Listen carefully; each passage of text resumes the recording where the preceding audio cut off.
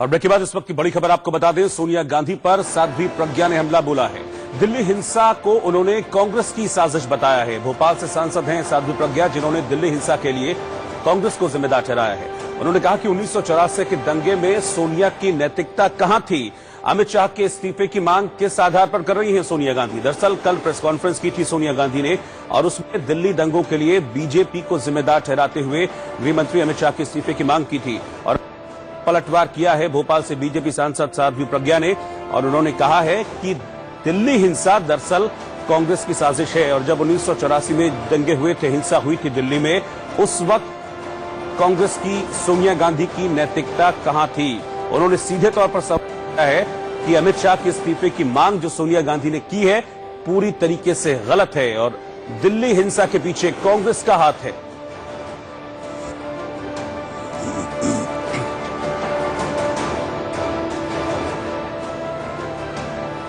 और दिल्ली हिंसा से जुड़ी एक और बड़ी खबर आपको बता दें कि इस मामले में अब शुक्रवार को हाईकोर्ट सुनवाई करेगा। दरअसल एनआईए जांच की मांग की याचिका एक दायर की गई है, इस पर सुनवाई होनी है। शुक्रवार को इस मामले की सुनवाई होगी, यानी हर्ष मंदर, स्वरा भास्कर, अमानतुल्लाह पर इस याचिका में एफआईआर की मांग की गई है। संजीव कुमार नाम के शख्स ने दिल्ली हाईकोर्ट में ये याचिका दायर की है और इसमें हर्ष मंदर, स्वरा भास्कर और अमानतुल्लाह पर केस दर्ज किए जाने की मांग इस याचिका के जरिए की है। इस याचिका में अब दिल्ली हाईकोर्ट कल यानी कि शुक्रवार को सुनवाई करेगा।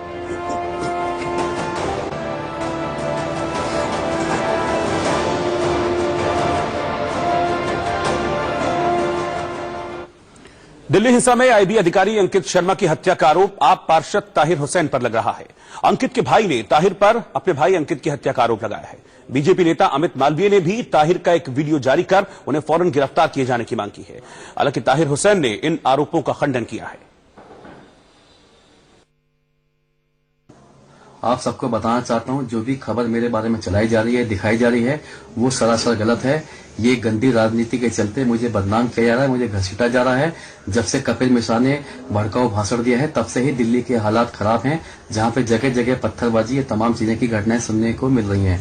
वैसा ही परसों हमारे यहाँ भी हुआ, जिसको देखते हुए हमने तुरंत पुलिस से संपर्क किया। एक बहुत सारी भीड़ मेरे जो ऑफिस का गेट है उसे तोड़ के जबरदस्ती अंदर छत पे चढ़ गई थी, जिसके लिए लगातार मैंने पुलिस से मदद मांगी और कई घंटों के बाद यहाँ पर पुलिस फोर्स पहुंची, सब काबू हुआ। और उस वक्त जो यहाँ पे पुलिस अधिकारी मौजूद थे, उनकी निगरानी में पूरे मकान की, पूरी बिल्डिंग की, पूरे ऑफिस की तलाशी ली गई, उसको अच्छे से चेक किया गया और उस पुलिस ने ही हमें, मेरे परिवार के साथ हमें यहाँ से सुरक्षित बाहर भेज दिया गया था। हमसे कह दिया था कि आप यहाँ से अपने किसी सेफ जगह हट जाइए, क्योंकि यहाँ बिल्डिंग पे दोनों तरफ से कोई भी आदमी इस पे दोबारा से खतरा या बवाल ना हो सके, अपनी जान आप सेव कीजिए।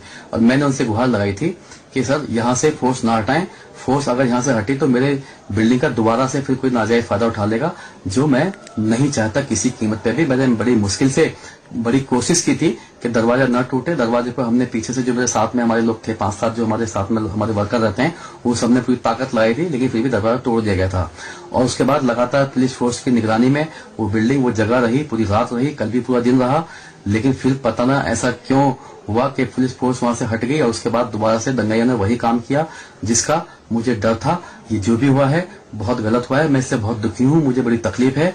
आप यकीन जानिए, मैं एक सच्चा अच्छा भारतीय मुसलमान हूँ और मैं हमेशा से हिंदू मुस्लिम भाईचारे के लिए काम करता रहा हूँ, आगे भी करता रहूंगा।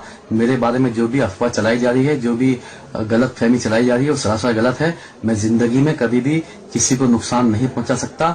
मैं खुद अपने परिवार के साथ अपनी जान बचाकर वहां से बाहर निकला हूं और कहीं अपने जानने वाले के यहाँ रहा हूं।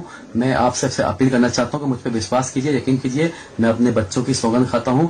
मैं इस तरह की हरकत, इस तरह की घटिया राजनीति कभी न मैंने करी है और न मैं कर सकता हूं। दरअसल इंटेलिजेंस ब्यूरो में सिक्योरिटी असिस्टेंट के पद पर तैनात अंकित शर्मा को सोमवार रात को उनके साथ मारपीट की गई थी और उस रात से ही वो गायब चल रहे थे। कल यानी कि बुधवार सुबह उनका शव एक नाले से बरामद किया गया, जिसके बाद परिवार वालों ने हत्या का आरोप ताहिर हुसैन पर लगाया है। लेकिन ताहिर इन आरोपों को गलत बता रहे हैं और उनका कहना है कि उन्हें एक साजिश के तहत फंसाने की कोशिश की जा रही है। एक ब्रेक के लिए रुक रहे हैं, बने रहिए इंडिया न्यूज के साथ।